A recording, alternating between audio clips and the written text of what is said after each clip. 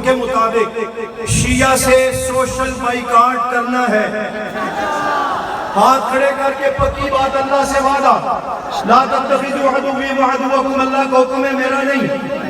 اور سیاتی قوم یسبون اصحابی لا تجالسوا الی آخرہ, یہ رسول اللہ صلی اللہ علیہ وسلم کا حکم ہے میرا نہیں. اس پر عمل کرو گے, اور جو پھر بھی ان کے ساتھ بیٹھنے سے باز نہیں آتا تو میں اکابر سے درخواست کروں گا کہ ان کی منت کرو, سمجھاؤ. نہیں سمجھتے ہم مجبور ہوں گے نوجوانوں کو کہنے پر کہ ٹماٹروں سے اس کی خدمت کی جائے. اور حکومت سے یہ کہنا چاہتا ہوں, قانون سازی کریں ان بدبختوں کو جو صحابہ کے خلاف کفر بکتے ہیں.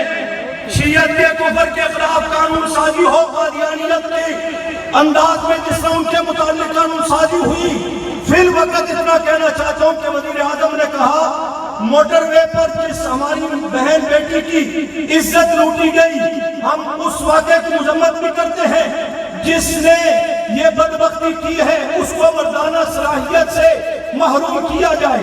یہ آپ کے ملک کا وزیر اعظم کہہ رہے ہیں. میں اس کے جواب میں کہتا ہوں کہ کم قانون سازی اپنی جگہ پر کرے, کم از کم ان ذاکروں بےایمانوں کو جو صحابہ کو بھونک رہے ہیں پکڑ کر ان کی زبانیں کاٹیں.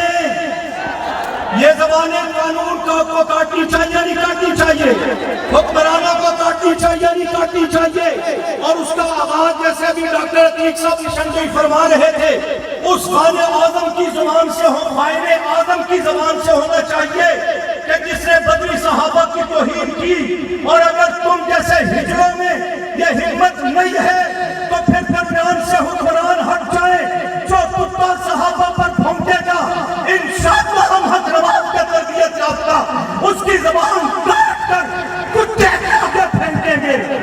اس کے لیے تیار ہو. دعوت خطاب لیتا ہوں امام سنی انقلاب نواب زمانہ سفیر امن, اپنے قول و فعل سے تضاد دور کر دو. آپ محنت کرتے ہیں اس ملک میں دین کے نفاذ کی, لیکن پھر ایسا ہوتا ہے کہ